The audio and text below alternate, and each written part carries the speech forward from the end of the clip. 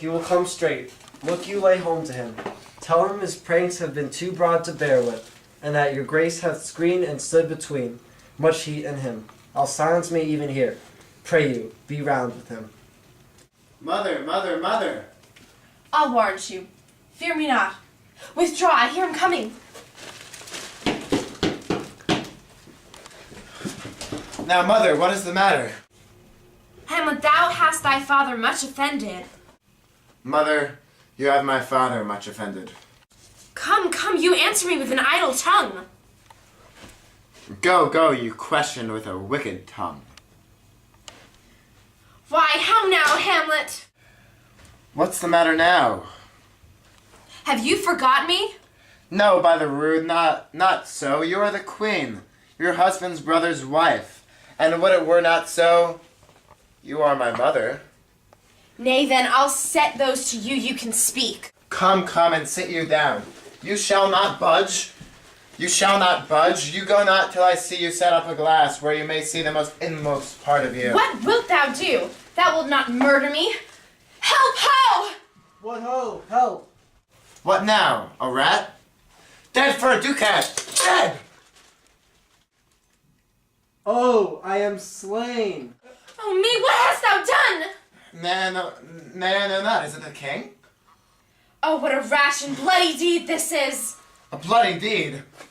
Almost as bad, good mother, as to kill a king and marry with his brother. As kill a king! Aye, lady, it was my word.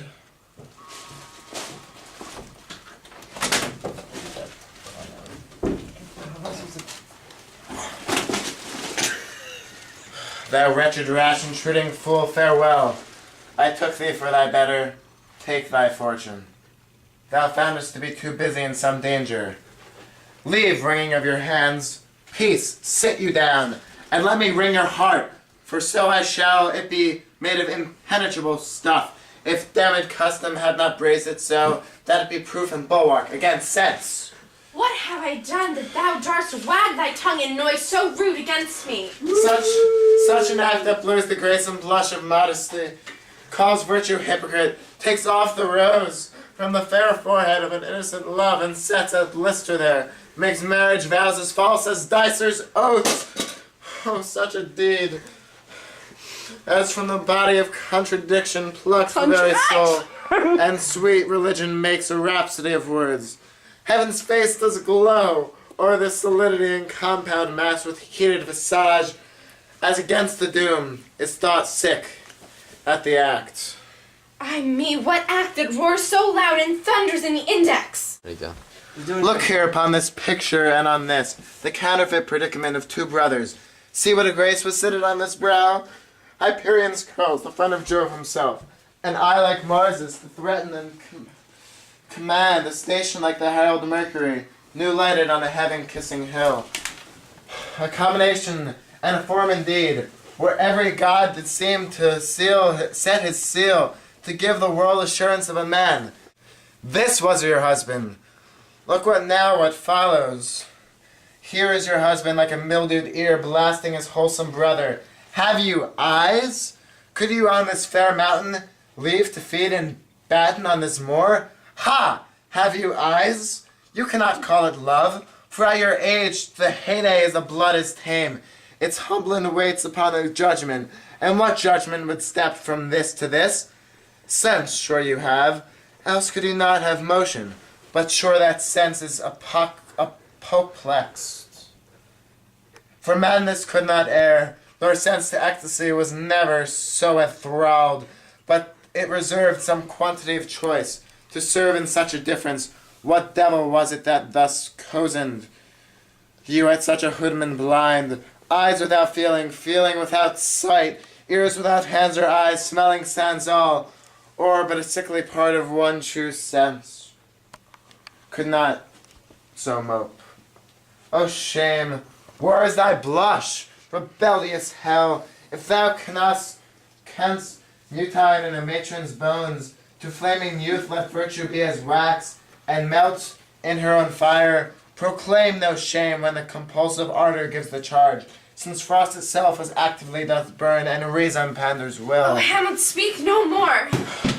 Thou turned my eyes into my very soul, and there I see such black and grained spots as will not leave their taint. Nay, but to live in the rank sweat of enseamed bed, stewed in corruption, honeyed in making love over the nasty sty. Oh, speak no more! These words like daggers entering in mine ears. No more, sweet Hamlet. A murderer and a villain, a slave that hath 20th part the tide of your precedent lord, a vice of kings, a cutpurse of your empire and the rule, that from a shelf the precious item stole and put in his pocket. No more. A king of shreds and patches. Woo! Save me and hover over me with your wings, you heavenly guards. Woe with your gracious figure. Alas, he's mad. You are now about to witness the strength of street knowledge.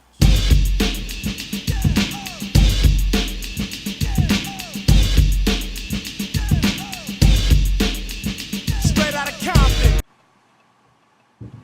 What does tristful mean? Wow, it doesn't even say. Are we supposed to know what tristful means? That from a shelf the precious item stole and put in his pocket. No more. That's a little scary. Oh, and I like Mars's to threaten and command. A station like Diana's Mercury, new lighted on a heaven-kissing hill. Shit, I'm sorry, I didn't mean to do that. Oh my god. You okay? I'm okay. You die. What did you say? You will die. Come experience the power of the dark side. Ezra, we could have a lightsaber duel. If you have two lightsabers. The Emperor doesn't use a lightsaber, he uses the Force. No, he uses a lightsaber. Occasionally we'll use the lightsaber. Tormy knows.